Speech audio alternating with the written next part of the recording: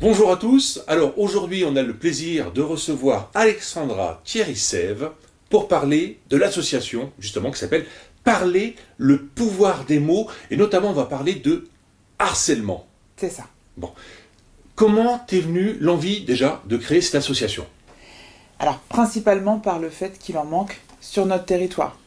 On m'a demandé les coordonnées d'une association de lutte contre le harcèlement scolaire dans la Marne et plus globalement dans le Grand Est. Je n'en ai pas trouvé. Donc pour pallier à ça, je l'ai créé.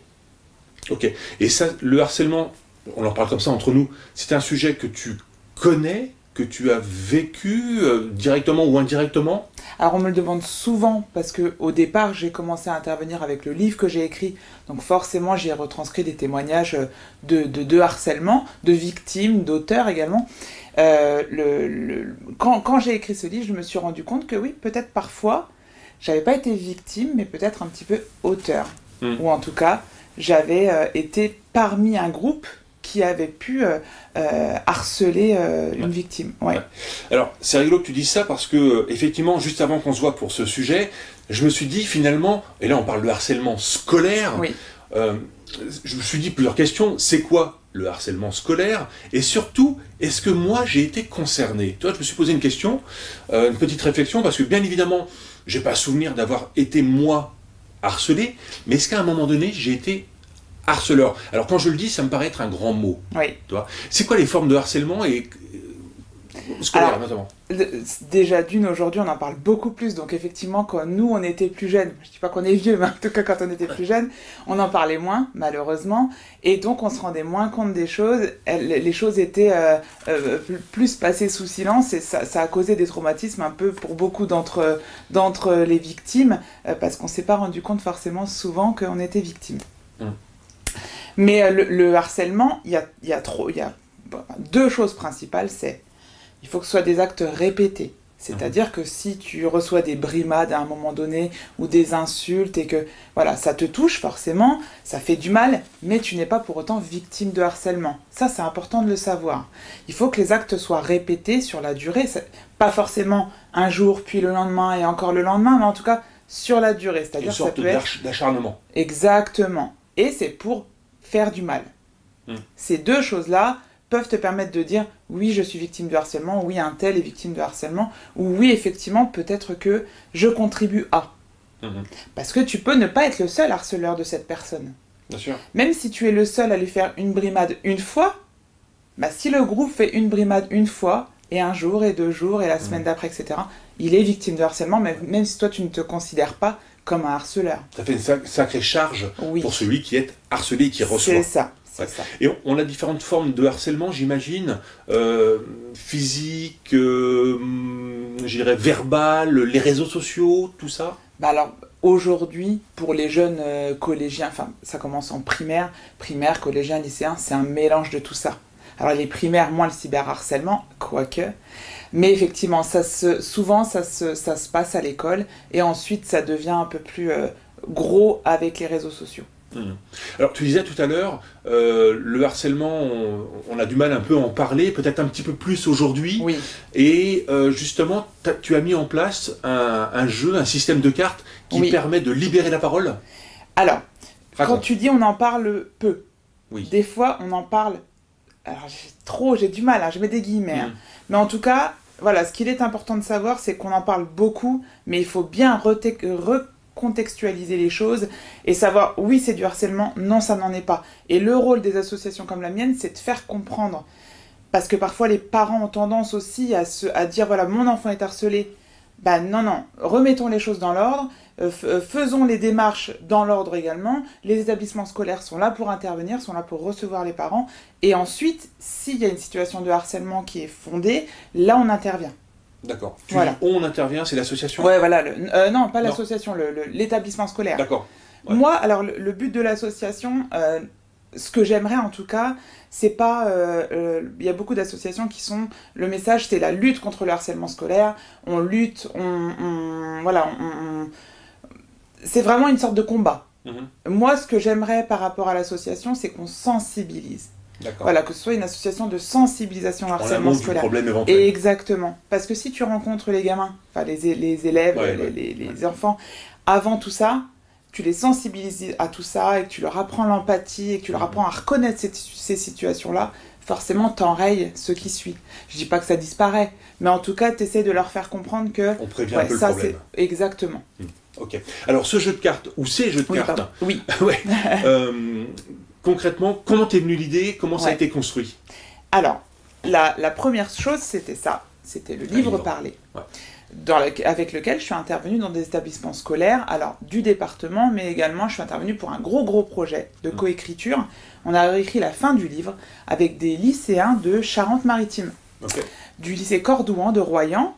C'était une expérience formidable, ils sont très doués, très talentueux, et donc on a choisi 2 élèves qui ont écrit la fin du livre, l'histoire de Manon et de Sarah, parce que dans ce livre il y a l'histoire parallèle de Manon et de Sarah.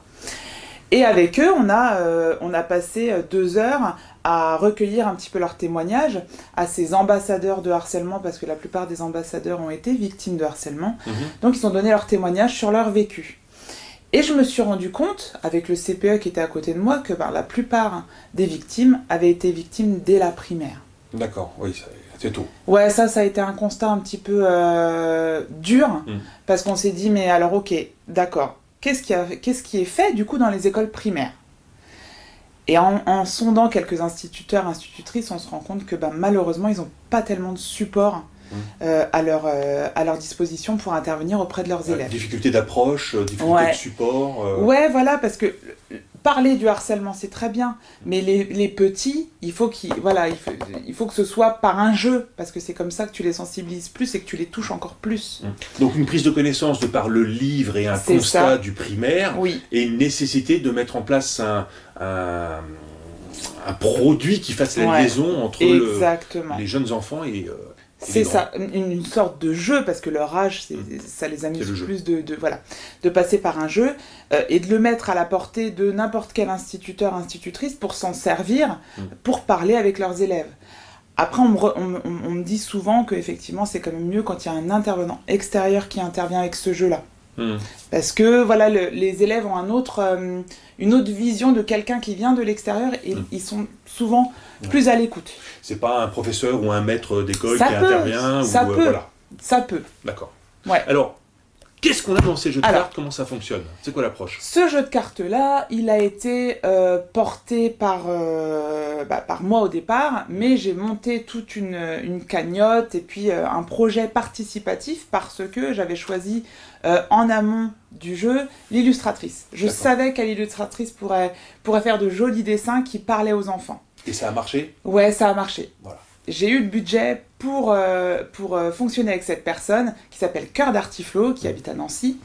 Et on a mis en place tout ça. Alors moi, je lui ai donné un petit peu les grandes lignes des cartes avec tel enfant, je voudrais qu'il soit comme ci, je voudrais qu'il soit comme ça. Le but, c'était que ça ressemble au plus grand nombre d'enfants, avec certaines particularités. Et donc ce jeu-là permet de tirer plusieurs cartes et mettre en place une histoire. Et ensuite, selon leur âge, donc du CP au CM2, ils peuvent l'illustrer, ils peuvent juste la raconter ou la mettre en scène. Et ça, c'est plus important. La mettre en scène, c'est ce qu'ils adorent. Ouais, j'imagine que ça leur permet de sortir un petit peu de la réalité pour se projeter dans une histoire et transposer un petit peu les faits réels. Exactement. Se donner un rôle et quelque part se rendre compte qu'en prenant ce rôle, peut-être qu'ils ont déjà vécu cette situation. Une prise de conscience par le jeu. Oui. Et puis de pouvoir en parler avec les papas-mamans le soir. Ça, c'est important aussi. Ok. Et donc, il y a 2 versions qui existent aujourd'hui. Oui, alors ce projet-là, ça a été pour les écoles primaires. Et bien sûr, je me suis dit, ok, pour les écoles primaires, c'est très bien, mais pour les collégiens, qu'est-ce qu'on a? Donc il y avait mon livre, mais certains n'accrochent pas forcément avec la lecture, donc ça, c'est un nombre d'élèves un peu restreint pour le livre. Donc je me suis dit, qu'est-ce qui leur parle le plus? Eh bien, c'est les images manga. Et c'est pouvoir débattre autour de certains sujets. Donc ce jeu-là, il est à partir de 11 ans, donc ça peut être certains CM2 si on voit qu'il y a des problématiques qui sont un peu au-delà des primaires, parce que quand ça touche un petit peu le cyberharcèlement, etc., ils sont un peu plus matures, et donc ça leur parle plus ce jeu-là. Et donc tu as des cartes, des images manga créées avec l'IA, des débats derrière, Et ensuite, dans un deuxième temps, tu as des jeux d'écriture. Donc une histoire que j'ai commencé à écrire, et eux doivent la finir. Bon, c'est toujours mieux quand elle finit bien, mais en tout cas, voilà, pouvoir imaginer l'action qui enrayera ce problème-là. Ok. Et ça, ce processus, ça fait partie de...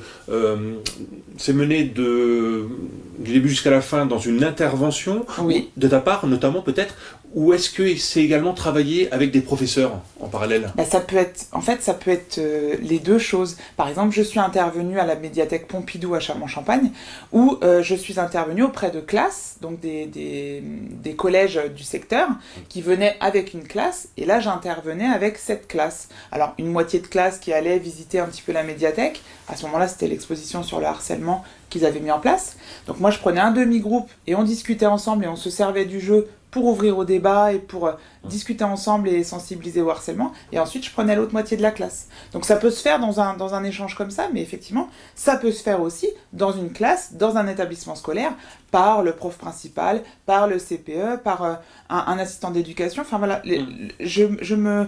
C'est un outil. Ouais, c'est ça. J'ai voulu que ce soit accessible à tous pour pouvoir jouer avec. Ok. Et ces jeux, ils sont... est-ce qu'on peut les acheter? Est-ce qu'on peut Oui. les trouver?